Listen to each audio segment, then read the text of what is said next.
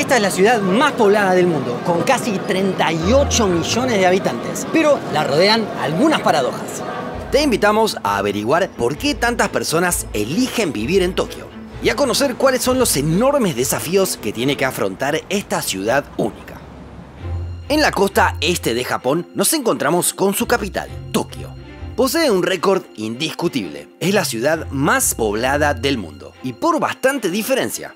Si consideramos el área urbana, llegamos a 37,7 millones de personas, por encima de Delhi, Shanghai, San Pablo y Ciudad de México. Si fuera un país independiente, estaría en el puesto 38 entre los más poblados del mundo, por encima de Polonia y por debajo de Canadá. Sí, tiene prácticamente la misma población que el segundo país más grande de todo el planeta. Ahora mismo estoy caminando por el cruce de Shibuya, uno de los lugares más famosos de todo Tokio. Con cada luz verde, unas 3.000 personas cruzan de un lado al otro de esta intersección. Se trata del cruce de peatones más transitado del mundo. Vivir en un entorno así puede ser muy desalentador. Enormes aglomeraciones, precios muy caros y viviendas muy pero muy pequeñas componen la oferta de la ciudad. A esto se agrega la exposición a los terremotos, lo que ha causado enormes destrozos en el pasado. Pero entonces, ¿por qué hay tanta gente viviendo en Tokio? Hay varias causas que están relacionadas. La primera cuestión es geográfica. Japón tiene un entorno natural que no es el ideal. Casi todo su terreno es montañoso, lo que complica la instalación humana. Hay 3 llanuras que son la excepción, y allí están instaladas las grandes ciudades. Son las áreas urbanas que rodean a Tokio, Osaka y Nagoya. El segundo motivo es histórico. Tokio es una de las ciudades clave de esta nación desde hace mucho tiempo. Podemos establecer un punto en 1457, con la construcción del Castillo Edo. Aquí estaba su torre principal, que alcanzaba los 58 metros de altura. Ya en el siglo XVII, el gobernante de Japón de aquel entonces se instaló aquí, de manera que la ciudad se convirtió de facto en la capital del país. En ese entonces, Tokio se llamaba Edo y contaba con 60.000 habitantes. Pero había otras 5 ciudades más pobladas en Japón: Kioto, Osaka, Sakai, Yamaguchi y Shizuoka. A pesar de sufrir recurrentes incendios en aquella época, de hecho, uno acabó con el castillo, Edo siguió creciendo poco a poco como sede del poder político. En 1868 se produjo la Revolución Meiji, que dio paso al período imperial de Japón. En ese momento se estableció una planificación urbana de la ciudad de Tokio, que para ese entonces adquirió su nombre actual. La organización y los criterios fueron más parecidos a los occidentales durante esa etapa. Pero el plan se truncó. En 1923 se produjo un gran terremoto que generó además enormes incendios. El 70% de las viviendas quedaron arruinadas y se cree que murieron 100.000 personas, alrededor del 5% de la población de la ciudad. Esto no interrumpió para nada el crecimiento de Tokio, que pasó de 2,1 millones de habitantes en 1920 a 7,3 en 1940. Durante esos años, la ciudad aumentó su tamaño velozmente, aunque no de la forma que estaba planificada. Este crecimiento vertiginoso de la ciudad hizo que los usos estén más mezclados, a diferencia de otras urbes donde las zonas residenciales y las industriales están más delimitadas. Con la Segunda Guerra Mundial, la población tuvo una caída abrupta, pero la recuperación también fue rápida. La preparación para los Juegos Olímpicos de 1964, los primeros que se realizaron en Asia, aceleraron los planes de infraestructura. Se mejoraron caminos y hubo grandes avances para el transporte, en especial para los trenes y metros. De hecho, si vemos la conectividad de la capital japonesa, nos puede dar una pista de cómo es la ciudad. No se trata de una red concéntrica, en donde todo confluye en un lugar determinado. En cambio, vemos líneas en todas las direcciones, lo que da cuenta de que en realidad hay muchos centros. Esta es la estación de trenes de Shinjuku y es considerada la más activa del mundo.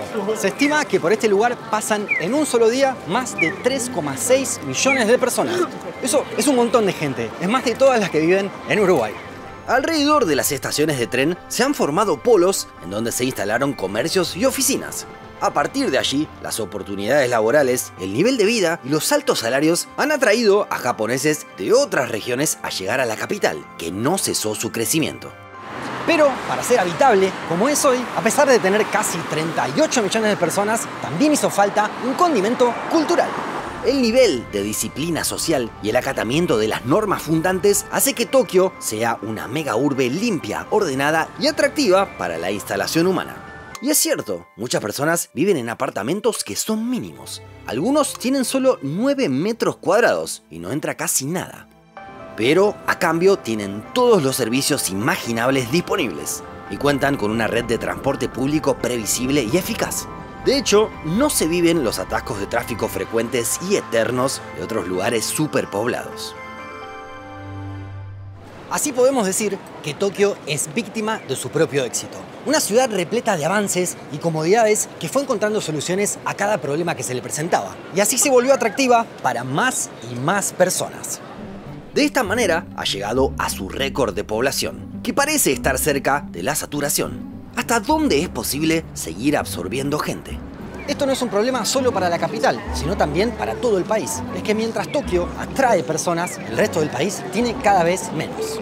Hoy es el 11º país más poblado del mundo, pero hace 40 años ocupaba el 7º lugar. De hecho, su población ya decrece. Del pico de 128 millones de habitantes en 2010 pasó a 126 millones en la actualidad. Esto implica que muchos pueblos de otras regiones tienen cada vez menos habitantes, o que incluso han desaparecido. La crisis demográfica es alarmante. Las personas viven cada vez más, pero nacen cada vez menos niños. Los datos lo comprueban. La esperanza de vida es de casi 85 años y la tasa de natalidad es de solo 1,26 personas por mujer. Mientras el resto de Japón se vacía, Tokio intenta lidiar con la gestión de tanta gente.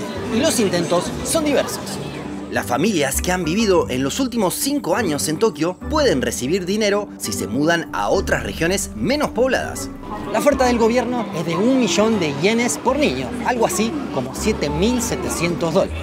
Una solución clásica para lidiar con la caída de la población podría ser la inmigración. Sin embargo, esto no ha funcionado en Japón, ya que no es fácil la adaptación para los extranjeros.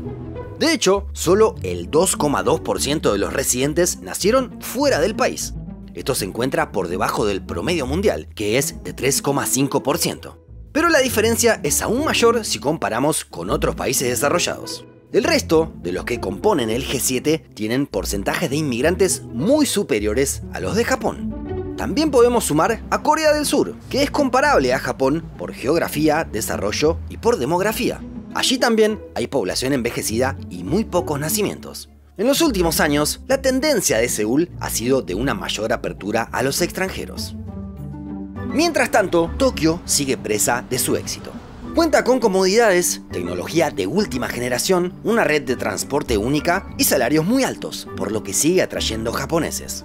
El resto del país, en cambio, no sabe cómo contener a su población y de qué manera renovarse para mitigar el envejecimiento. Además de los millones que viven acá, nos sumamos también los turistas que quisimos conocer qué tan increíble es esta ciudad. Y sí, realmente lo es. ¿Te gustaría visitar Tokio? Déjanos tu comentario más abajo. También te pedimos que nos ayudes para que podamos seguir adelante con el canal. Podrás comprar nuestro primer libro, convertirte en miembro o darle me gusta a este video. Hasta la próxima.